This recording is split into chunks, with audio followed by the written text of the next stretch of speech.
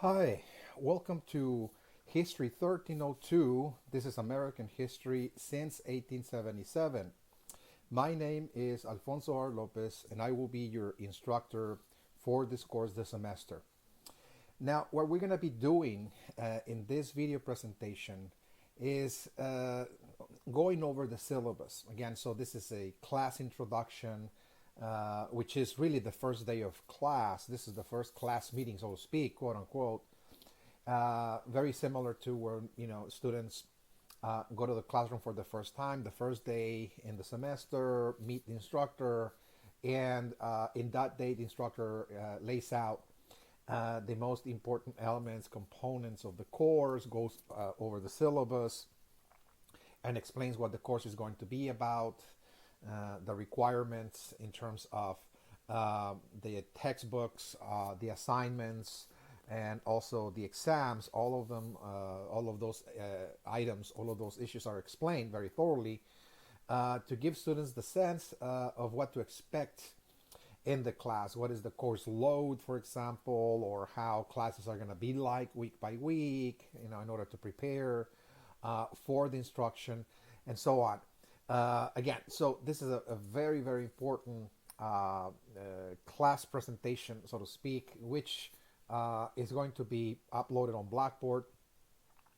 The title of this video presentation will be Class Introduction. So this is, once again, the first day of class, and students will have now access to an explanation or an orientation, so to speak, to this class. And the way we're going to actually proceed is by actually looking over the syllabus itself, which is also available on Blackboard, something I'm going to actually explain just shortly. So let us then go over the syllabus, and in order to do that, we're going to now shift our screen to Blackboard, which, by the way, before we do so, please be advised that this particular format, the way, again, that I'm actually creating this class introduction, is going to be identical to the way I will be delivering instruction across the semester. Meaning that I will be recording my lectures in this fashion and with this program that I'm using right here, and I will be posting two video lectures per week. Okay, something I will explain once we get into the course syllabus. But just please be advised that this is, again, the way that we're going to proceed across the semester, the method of instruction, and so on. All right, so now let's move towards now the syllabus. Let me now share the screen here. So you'll be able, for example, when I am giving the lectures, recording them, you'll be able to see everything that is on my screen, by the way, which will be primarily the outlines. Again, the lecture outlines, the bullet points, the key ideas, maps, and so on. Again, everything you'll be able to see. So there will be a very strong visual component, again, besides just the elaboration, the analysis I'm actually providing to you.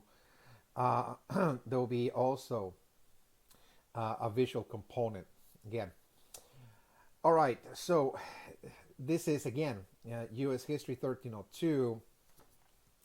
And when you open up the Blackboard page, for example, you'll see on the left-hand column a menu, again, of tabs or links. The upper portion, this portion you see right here, is perhaps the most important, in that everything that that the course requires in terms of, for example, the course assignments, the syllabus, the video lectures, and so on. Everything is really posted here, something I will actually explain in just a few moments here. But this is where you'll find, for example, syllabus. Again, so there is, on capital letters on the very top of that column, again, the link to the syllabus. When you click on it, I actually created a whole page.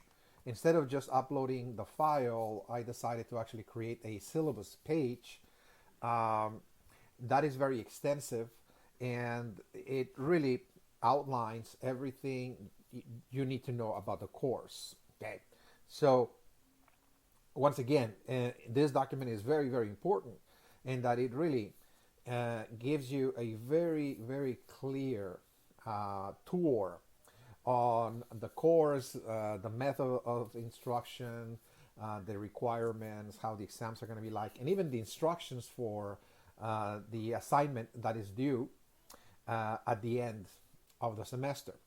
Okay, so let's start then with the syllabus.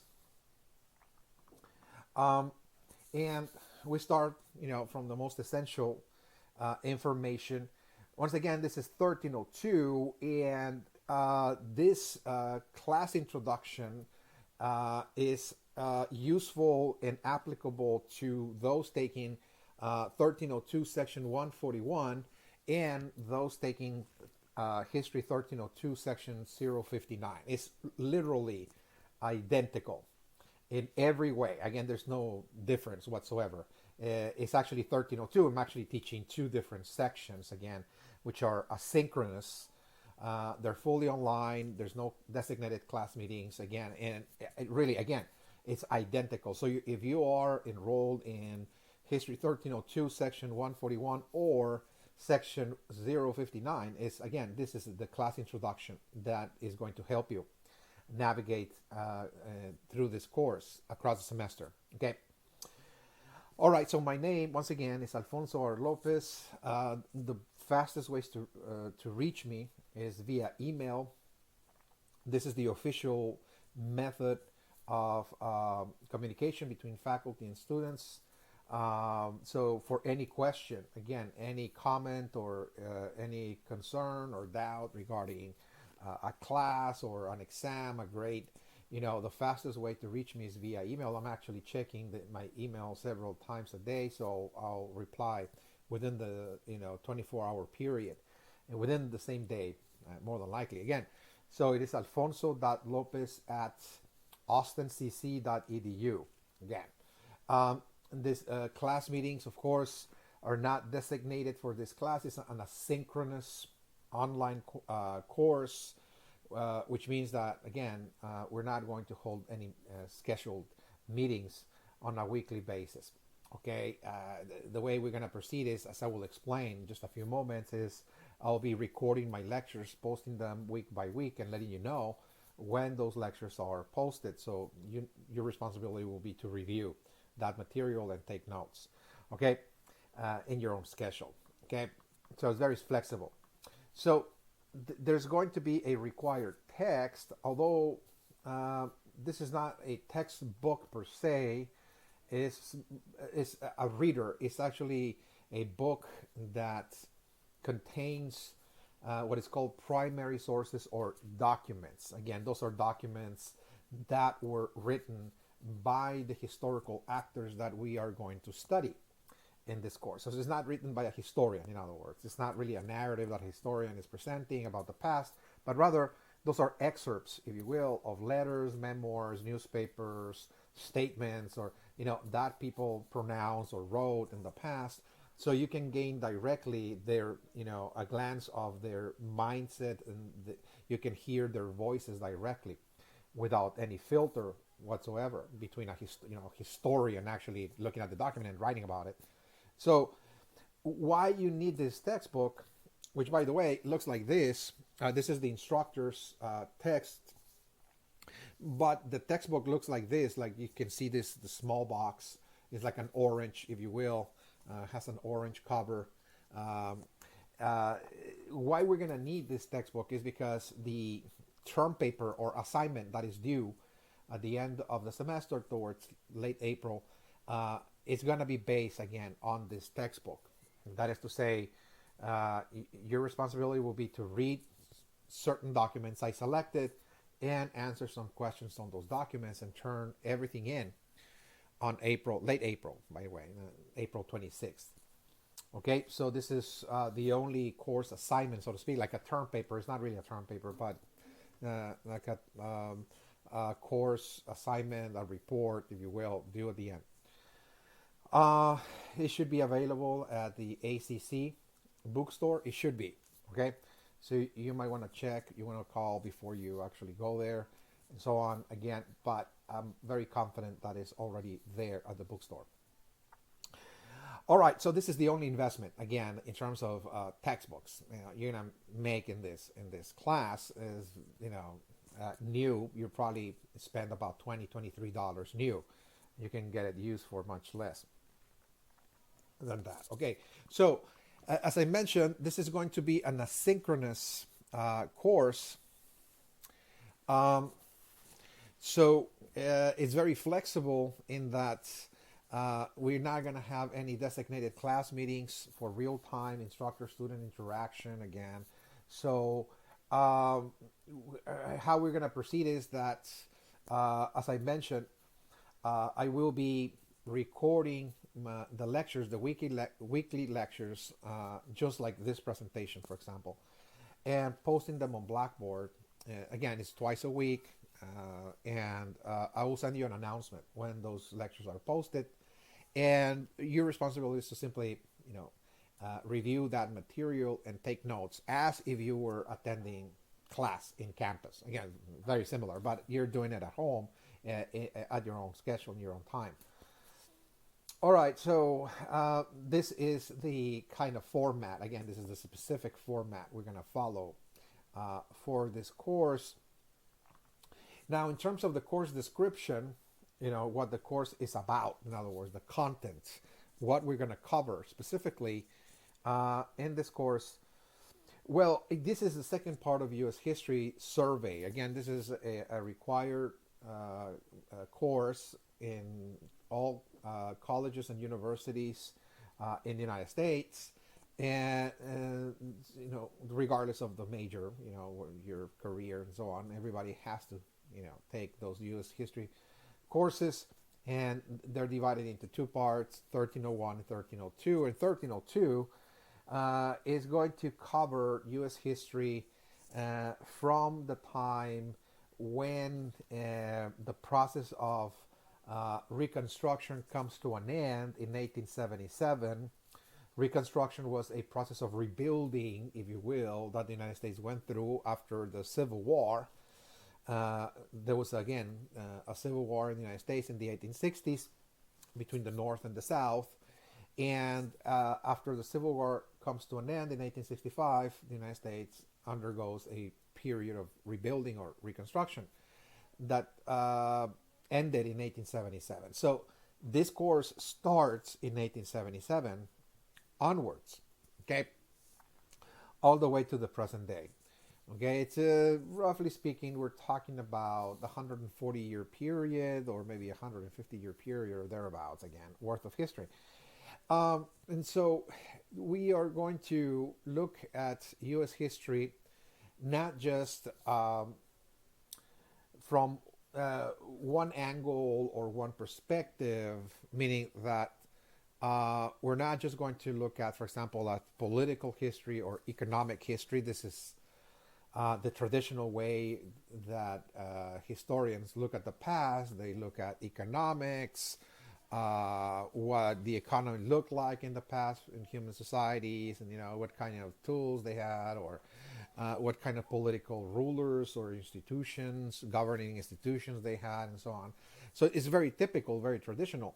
So although we're going to do that, we are at the same time going to integrate other angles as well, other perspectives of history to complement, to enrich our understanding of the past.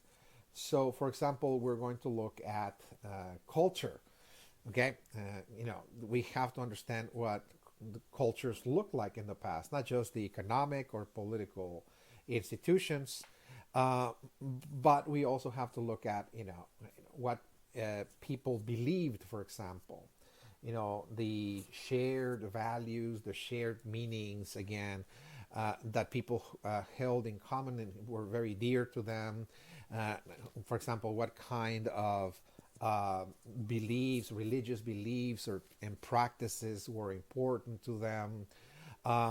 Again, we're going to pay attention to that, their view of the world, what was the meaning of human existence for them, and so on. Again, it's called culture, um, which deals with, again, the mindset, if you will, of the people of the, that we're going to study, the mindset, the ideas, the perceptions, the meanings, again, uh, that were very important to them. So there's going to be a significant component, again, of cultural history, cultural analysis, again, um, in this course. We're going to look also at social history. Again, social history is really the history of society at large, meaning it's important to understand the different groupings, the different groups, that human society is comprised. For example, if in certain regions there were, groups like farmers or artisans, if there were journeymen, there were landowners or slave owners, uh, uh, or shopkeepers, merchants, and so on and so forth. Just looking at again, what was the composition of human societies in terms of the groups, how those groups interacted with one another, and so on and so forth, how they formed alliances or how they went to war with one another. So again, it's going to be very rich in that it's going to integrate beyond economics and politics. It's going to integrate, culture, and also, a social analysis, if you will, called social history as well.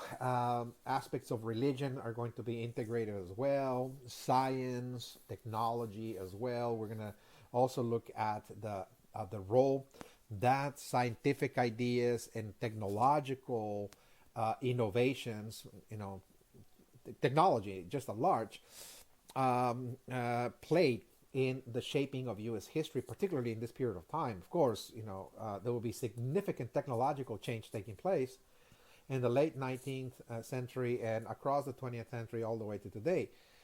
Um, we're living in a high-tech world, by the way. So we have to assess, technology as well, and also the environment. There will be, again, um, some discussion about the environment as well. Looking at environmental history, meaning that whenever we study the past, we have to take into account nature. Okay, and nature also plays a role in shaping human societies. Humans are not just making all the decisions and trying to shape the world. In many cases, the world shaped us. Nature, the world of nature, because we are really creating our communities, we're creating our cities, we're creating our nations in specific type of environments that have specific climates. It has a specific resources which humans take in order to build their communities. We take certain resources, certain mineral resources, or if there's plenty of water, for example, that will determine whether we're going to have significant economic, abundance or production of food, for example. If the soil is fertile in an area, that will determine how many people are going to live there, and so on. So we're going to take into account the environment, because whenever the environment changes, human societies change accordingly, again, to the environment. Again, so whenever nature, for example, brings droughts, in an area that people did not experience any scarcity of food or rainfall, suddenly, again, people will have to migrate and leave to other areas. So the environment has to be taken into account as well when we study history, in this case, U.S. history. All right, so now I'm going to actually explain the organization of the themes or the topics that we're going to be looking at in just a few moments. But before we get there, in other words, I will actually explain, how I'm actually going to arrange the course, the lectures, how am I going to deliver them, and what kind of themes we're going to actually cover. Again, something I'm going to talk about just in a few minutes here. So now another issue that I want to let you know in terms of my approach to teaching history, besides integrating different angles, as I mentioned, the political, economic, cultural, scientific, technological, and so on, is that I also teach history from what is called a global perspective. Okay, so what do I mean about the global perspective? Well, when I teach history, I try to uh, present the larger picture. Whether whether I'm teaching, U.S. history or Texas history or Mexican American history or the history of Mexico, doesn't matter. It is important to not just focus what you're actually the region or the country that you're concerned with, but also how the history of that region or that country, in this case, the United States, was influenced by the outside influences, that is to say. Okay, so that's what the global perspective is. So there's significant contributions to the development of the United States by the outside. Consider, for example, just the fact that the United States was really, the history of the United States has been a history of immigrants, pouring into North America from literally all over the world. Starting, of course, from with European immigrants coming in the 1600s and 1700s, but once we move into the 1800s and 1900s, there's going to be also significant portions of populations outside of Europe that will be also coming. Of course, there was an influx again of African slaves that also were brought to North America by the British, by the way, during the colonial period. So it's not just European immigration. There's also, again, African, societies, African peoples are brought, during the period of the slave trade, of course, which really adds up to yet more diversity, if you will, by the outside. And as I mentioned, in the 18 and 1900s, there's also more influx of peoples coming from Latin America, from Mexico, particularly from Asia, places like China.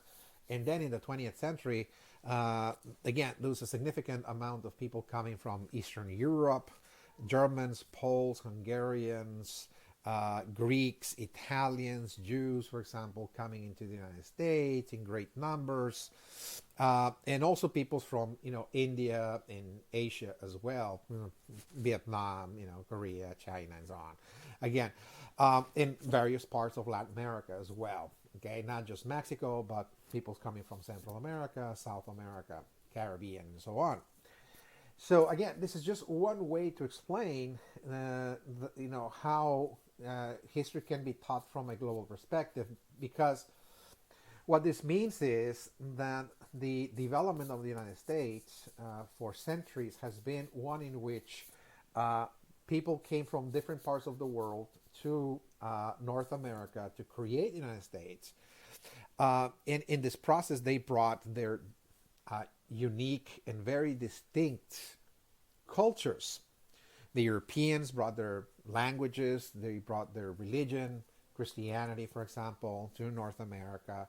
They brought also political ideas like democracy, for example, republicanism, political representation, and so on. Again, and that's one way to understand that the creation of the United States was not taking place in isolation from the rest of the world, but rather it was not isolated, it was connected to the rest of the world. And we see how this country, again, was molded by societies, groups coming from different parts of the world, bringing their own cultures. The African societies as well that were brought during the period of the slave trade also brought their African heritage, their ways of thinking, their religions, for example, their ceremonies, and so on, to North America. You got the presence of the Native Americans as well, that are also part of the story, in which the Native Americans are also interacting with the newcomers, whether they're European or African slaves, and and we see the weaving together again of a social fabric, again in which All of those different groups are pretty much creating the story of the United States. Um, and likewise with the peoples coming from Asia, from Latin America as well, they're bringing their own ideas. Again, so this is what I mean about the global perspective. Another way to see this is that uh, when we move into the 20th century, particularly the 20th century, when the United States is becoming now a more active participant in the international scene, it interacted, of course, with different societies, with different civilizations of the world. Like, for example, Latin America. Americans went to Mexico, went to Central America.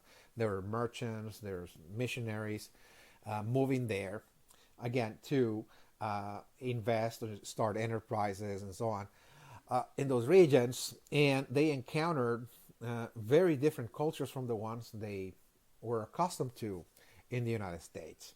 And so you're also going to learn a lot about all of the cultures that the United States encountered in the 20th century as the United States is moving into the outside.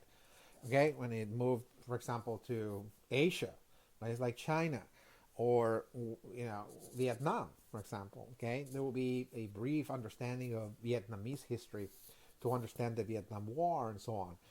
So the best way to explain this approach, the global perspective, is that in this course you're going to learn a lot about U.S. history, while at the same time that you're learning U.S. history, you're also going to learn about world civilizations, again, world history as well. Okay, it's really a very interesting blend, again, of U.S. history and world history, in the same course.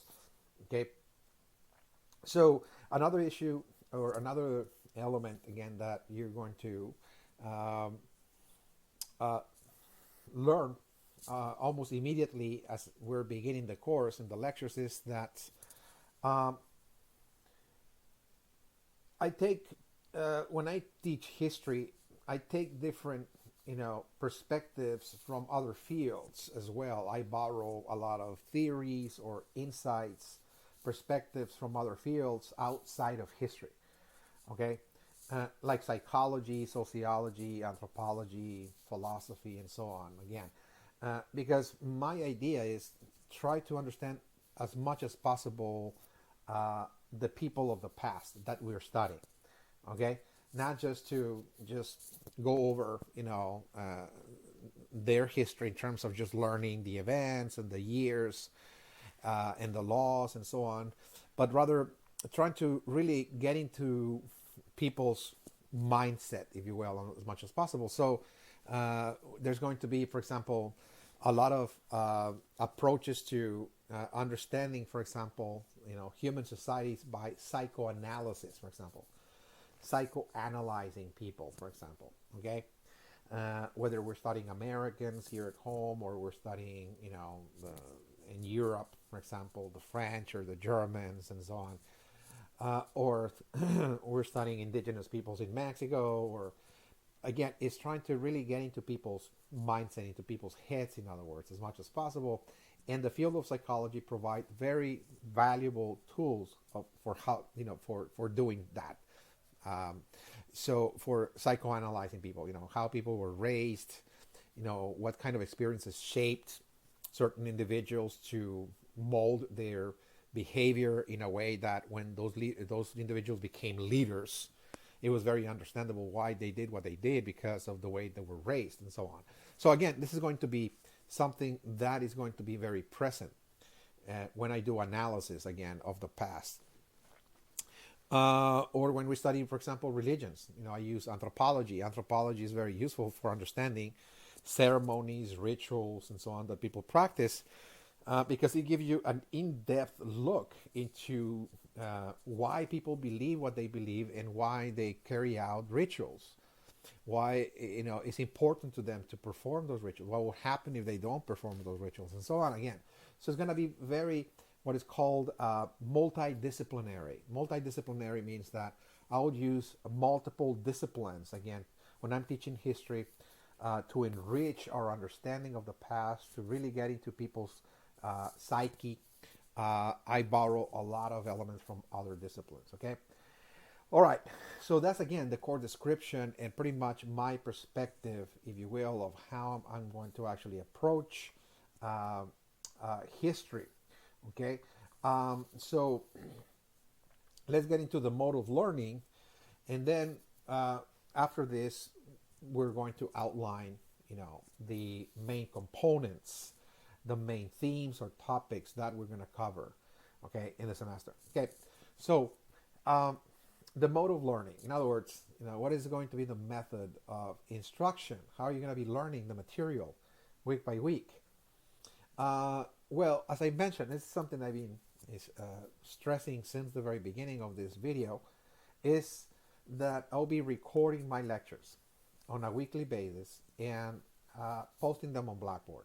Okay, so this is the method of instruction. Is that it's like a virtual class, so to speak, in which it's very similar, if not really identical, to the way I teach class person to person. Okay, face to face in campus. This is the way I actually teach my courses when I'm in campus. By the way, again, there's a twice a week meeting. Okay, for an hour and 20 minutes each session, Monday, Wednesday, or Tuesday, Thursday. Okay, so this is the way we're going to proceed. I'm going to be posting the video lectures twice a week, either Monday and Wednesday or Tuesday and Thursday, and letting you know as soon as that lecture is posted. I'm going to actually send you a Blackboard announcement. It's an email announcement. You'll get it on your email with a short statement there that which video I just posted, and when I'm going to post the next video lecture, and so on. And it will span for about an hour and 20 minutes, just like a regular class. Each video, presentation or recorded video lecture is going to be identical in terms of the duration of that presentation, about an hour and 20 minutes or so. Might go a little bit over. Sometimes I need to finish, a certain analysis, for example. If I need additional minutes, for example, I can go over a few minutes after 120. But that will be more or less, give and take, the length of each video lecture, okay, twice a week. So your responsibility is to be watching those lectures on a weekly basis, again, on a timely fashion. Don't let those lectures accumulate. I highly suggest that, to avoid accumulating those lectures and waiting until the exam, when the exam is coming up, and then you're suddenly trying to go back and review all of those lectures. It takes about 5 weeks before we have the first exam, another 5 weeks to have the second, and another 5 weeks to have the final. So imagine it's just 5 weeks of lectures that you'll have to review. If you multiply 5 times 2, because there's 2 lectures per week, those are 10 lectures that you'll have to review for the exam. So it's going to be too much. So instead of letting it accumulate, just try to go over the video lecture, write as much notes as possible, because all of the exams are going to be based on the notes, again, on the lectures, that is to say. So you don't need to worry about any other materials or supplemental readings or anything to answer the questions on the exam, because that would not be necessary. The exams are going to come from 100% exclusively from the material that we cover in the lectures. Okay, so this is the mode of learning. You're going to be learning from, again, those lectures, okay, that I'll be posting every week. Now, another thing to note is that the material that I present in those video lectures do not come from a single source. Okay, so I really have built my lectures over the years from a multiplicity of sources. A lot of readings, a lot of books I read, back when I was in college, in grad school, and so on. Term papers I did, research I've done, and so on. And of course, a lot of articles and books that I read over the years. So I've been just adding and molding my lectures over time. So they come from a multiplicity of different sources. So, so that's why it's not going to, for example, if you're thinking about, getting the lectures, from a book or a textbook or just reading a chapter or something, you're not going to actually be able to get all of that material from a single text, because, again, my lectures come from a multiplicity of sources. Another issue here regarding the lectures is that the lectures are not going to be delivered randomly week by week. Okay, so it's not like, well, 1 week I'm talking about some issue, and then the other I just suddenly without any reference to what we talked about the previous week, again I'm talking about something else. But rather, the way I organize my lectures is around themes or topics. So it's thematic. The organization of the lectures is thematic, the themes, in other words. Okay? There are going to be 9 specific themes that we're going to cover across the semester. 9 historical topics or 9 historical themes that are subdivided into 3 main historical periods. Where I was talking about the organization, for example, of the course and what themes we're going to cover. So this is it again. There will be 3 historical periods we're going to cover. I mentioned that, roughly speaking, we are going to cover 5 weeks worth of lecturing and then have an exam. So again, this is the best way to see it again, that this is the breakdown, the organization again of the course in the semester. There are 3 blocks, if you will, or 3 historical periods we're going to cover. The first one is Building Modern America. See this, for example, as the table of contents of a book. When you open a book, you go to the table of contents and you see the breakdown again of how the book is organized, for example. And it tells you, oh, this book has 3 parts and each part has 3 chapters. Okay, it's very similar, although, in this case, this organization is not based on any book, by the way. Okay. But it's very, very convenient, again, very helpful to actually see it in this fashion, like a table of contents. This is the table of contents, again, of the course in terms of what we're going to cover, the 3 main historical parts, and what are going to be the themes that we're going to be looking at.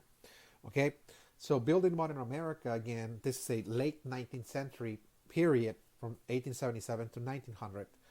And we're going to cover 3 topics that deal with the building of the United States as a fully modern industrial society. This is when the United States modernized, in other words. The entire United States, the North, the South, and the Wild West, so to speak, are going to undergo radical change in terms of giving rise to something totally new, something we call, for example, modernity. Is now the United States entering the age of modernization, or modernity in this case. And to be able to understand this process of change, there's 3 topics we're going to look at. One is the idea of progress in the formation of modern America. Again, how progress becomes like a religious idea back in the US in this time. People believed that progress was the meaning of life, that people should strive to attain progress in every area of human activity: economic progress, political progress, social progress, scientific and technological progress. Again, it becomes like the credo, the creed, in other words, the most sacred idea, again, of the time. So we're going to look at that, as, how the idea of progress becomes so sacred, and how Americans interpreted, again, this idea. We're also going to look at social and economic transformations taking place in the late 19th century in the North, the South, and the Wild West. The way people live, is going to change radically with the advent of modernization. People moving to cities, industrial cities, again. So this is radical change, working in factories, earning wages, the rise of the middle class, the steady rise of the middle class, for example, is taking place here. Okay? And farmers are leaving the ways of the farm and migrating to cities in search for jobs in the United States during this time. And the Native Americans of the Wild West, again, they're also going to change because they're going to actually move into reservations as well. Okay, so we're going to look at that in the second topic. And then the third topic is search of new frontiers, when Americans are beginning to try to begin to move outside of the United States, searching for new frontiers to spread the ideas of progress and modernization, particularly in places like Latin America. Again, we're going to look at that in the third topic. So every topic that we cover, that's all we talk about. Okay? So when we're talking, for example, about the idea of progress, that's what we're going to be talking for 3 sessions. There will be 3 sessions per topic. Every topic is going to have 3 lectures, in other words. And that's all we're going to be talking about. Okay? You're going to be able to see the outline that I'm actually using, the bullet points, the key ideas, the terminology, the names of the individual that we're discussing, or maps, graphs, photographs, everything. And so those are the outlines, and of course I'm going to actually post the outlines as well. They're already there on Blackboard again under Instructional Materials. You can go on in Instructional Materials. You're going to see a folder that says Lecture Outlines and Questions. So they're there.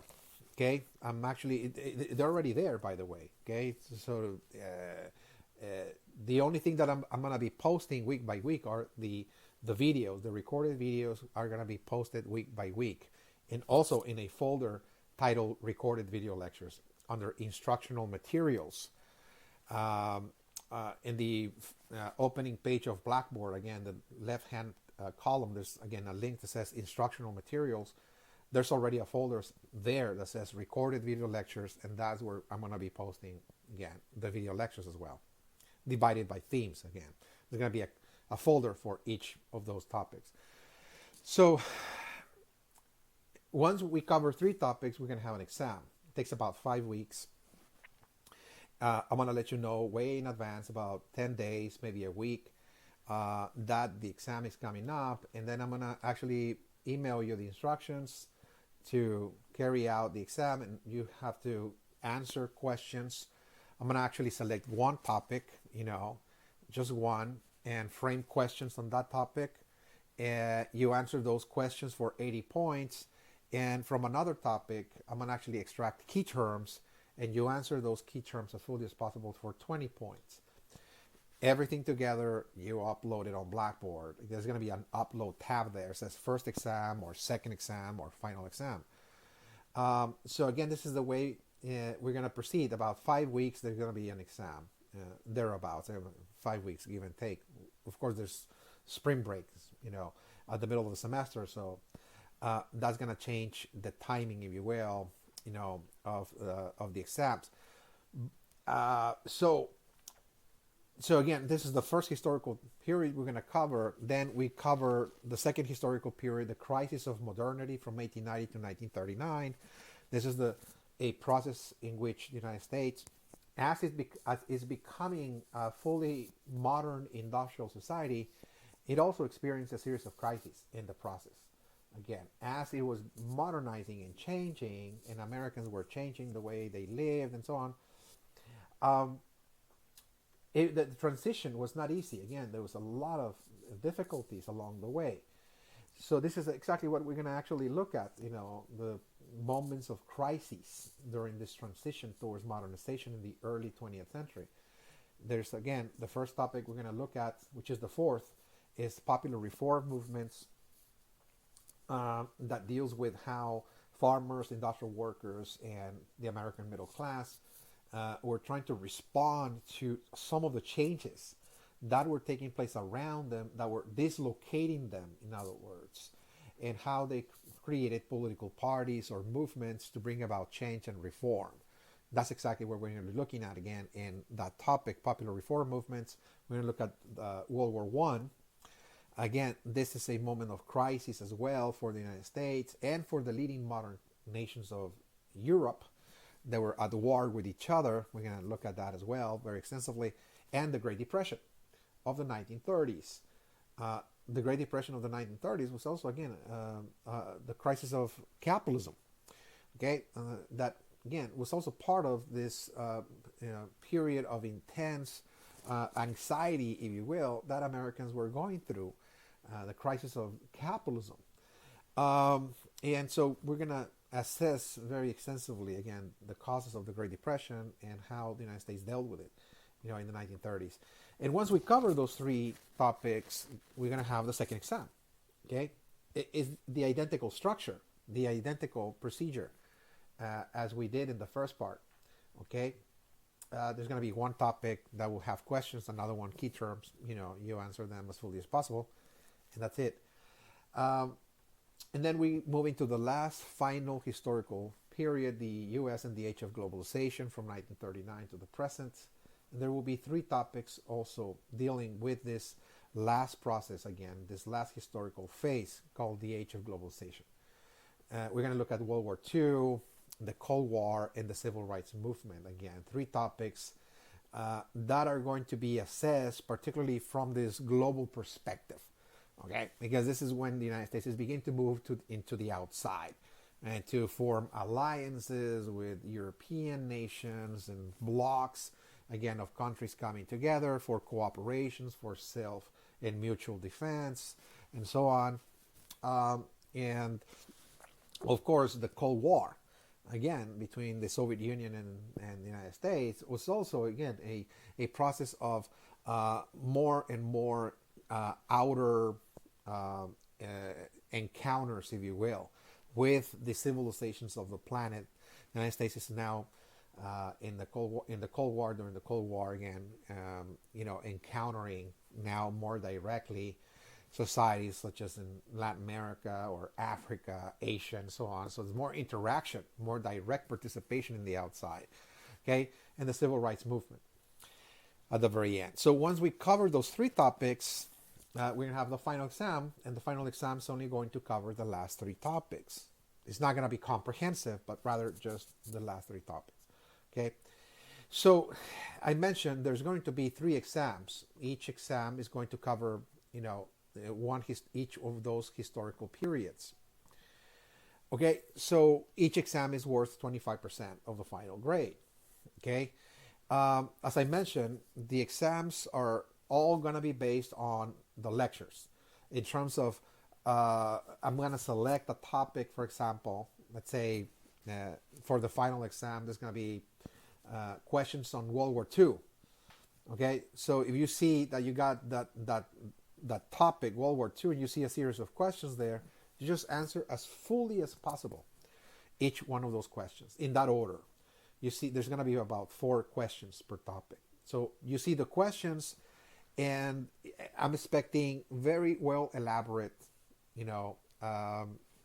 answers, not just quick responses, leaving out details, but rather pretend that you are the instructor and you're trying to teach this material to somebody that does not know anything about U.S. history at all. Okay, there's no knowledge again. So the more you explain, the more you teach, the more you elaborate, the higher your grade. Okay, so that's a very good tip, again, a very good clue, for how to actually excel in the exams is, look, just pretend that your audience, the one that is reading those responses, knows nothing about history. Okay, so if you start from that premise, you're going to excel, because you're going to find out that, look, I'm actually skipping a lot of information here. I need to go back and really explain even further, because I saw, again, I took notes, in the presentation of World War II, that it was so complex, the origins of that war, multiple different reasons and so on. So that's exactly what I'm actually looking at here. Okay.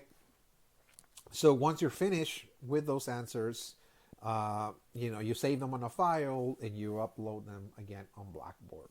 Okay.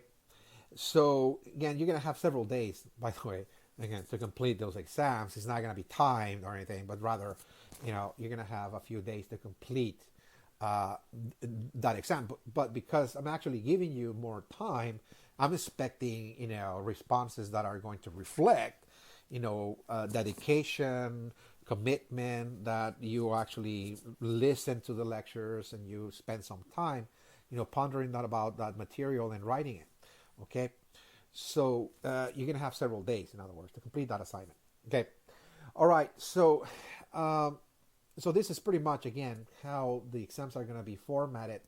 Is again, it's very structured. The class is very well organized in terms of the lecture themes. The themes, in other words, are very specific. How we're going one by one, covering each theme, and then we have an exam and so on. So your notes are already organized, because it's not like you're gonna just have a bunch of notes, but because I'm actually organizing the notes for you in around themes, in other words. So it's very easy to follow, in other words. Okay, so there's going to be opportunity for improvement.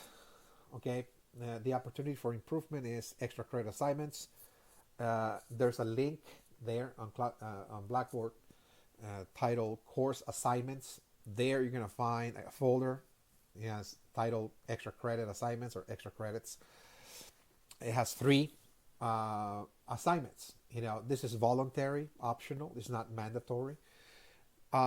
And the task is rather simple. It's really either reading an article or watching a documentary. There's one documentary there, by the way. And you either read the document or watch the documentary and answer some questions. Okay? It gives you the format, the guidelines, and everything, how to do it. It's all there, again, in that folder, extra credit assignments. So you can add up to 10 points to each of the exams. Okay, there's 3 extra credit assignments, there's 3 exams, so that means you can actually add 30 points to exam number 1, 2, and 3, again, distributed, again, pretty much evenly, 10, 10, and 10.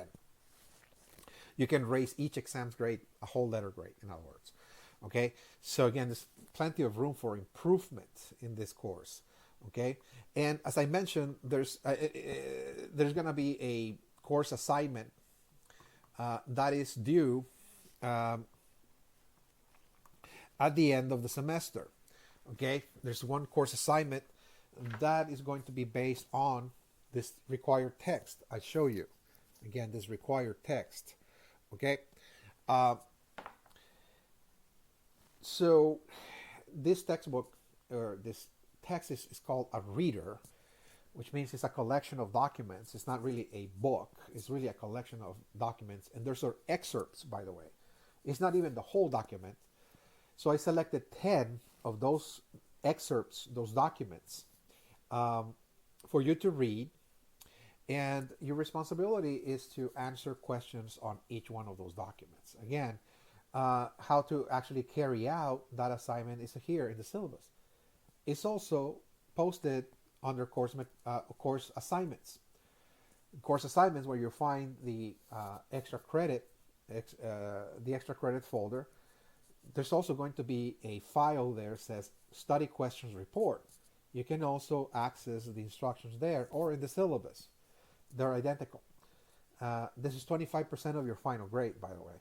Okay, this is due on April 26th. Okay, towards the end of the semester.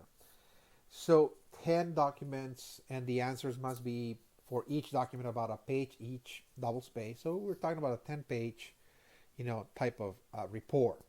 In other words, okay, you can start right away. You can do, literally, you can be doing one of those assignments per week. Very short, by the way, each one of them, and you'll be ready by, early April, to turn it in. And there's already an upload tab on Blackboard. Again, you can actually submit the study question report there. This is 25% of your final grade as well. The guidelines are there, again, in the syllabus. It tells you which chapter, page number, what is the name of the document, and what are the questions for you to answer. okay, one by one. Okay, so again, this is the only course assignment that is due at the end of of the semester. So this is the grading distribution. First, second, final exams, 25% each, and then the study questions report, 25% each, with a total of 100 points. But also take into account that there's extra credit assignments that can improve, they can boost those grades on the exams. And also keep in mind, there's another thing I want to actually make clear here, is that there's another factor that influences your grade at the very end of the semester, and that is effort and commitment. So, for example, when I'm actually calculating the final grade for each student, I go on a case-by-case analysis, individual per individual, that is to say, student by student. So what I do is that I look at the distribution of your grades, and if I see that you were improving across the semester from the first, second, and final exams, let's say you got a 75 in the first, then you got an 84 in the second exam, and then you got a 91. Let us just say in the final exam, I see improvement there. And then I also see that you also turn in, one or two extra credit assignments that in the end really gave you, let us just say, again, this is just an example, an 88.75 total grade average, 88.75. Well, that's a B plus, but at that moment, I also see that you were really trying, to better your grades, and you were improving, you did extra work, and so on. So that is going to be factored in, that effort, again, to give you the A. Okay, I'm going to actually, give you the A because I saw, that you were striving as much as possible, again, to reach the A range. And again, if you were short about a point, maybe a point and 25, 1.25 or so, something like that. Again, I can give you the next grade, the next letter grade. Okay, so keep that in mind, because that also, again, is flexible. It's not very rigid, the way I grade and everything, again. Okay, so this is, again, what the course is going to be about, how it is going to be delivered, instruction, how the exams are going to be also organized and structured, and the assignment, again, the study questions report. And towards the latter part of the syllabus, there's going to be a tentative course schedule and assignments. This is like a sort of breakdown week by week of the lectures that we're going to be covering, the themes, in other words, week by week, and then when we're going to have the first exam. This is tentative. Next month on the 22nd, we're going to have the first exam, more or less, again. And then we go into part 2. We cover 3 topics week by week in about 5 weeks or so. And then we have another exam, the second exam on April the 5th. It's tentative, it's subject to change, but this is, a good guess, if you will. Okay. And then the third part is also going to cover 3 topics, and then it tells you when you're supposed to turn in the study questions report, April 26th, when it's going to be the last lecture posted on Blackboard, May the 5th, and the final exam taking place on May the 10th. Okay, so this is, again, the syllabus at large. The remaining portion of the syllabus talks about policies and regulations for your information, again. Everything you need to know about ACC's policies, classroom policies, incomplete withdrawal dates, and so on. All of that information is there, okay? If you need tech support from Blackboard and so on, it tells you all the information is there, by the way, okay? You have phone numbers, websites, everything is there, okay? So going back to the original page here, just to kind of point out where the main links are.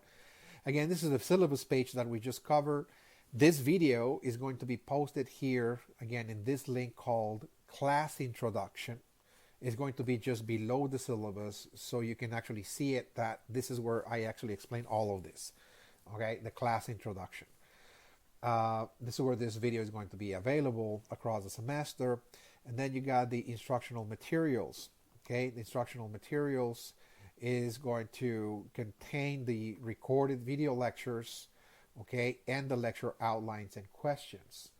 Okay, meaning that if you're wondering, for example, okay, so where all those lectures that he's posting, they're gonna be here. Again, recorded video lectures, and there's 9 folders. Each folder is for each of those themes or topics we're gonna cover. And each folder is gonna have 3 videos. Exactly, just everything is going to be identical. 3 videos each, okay?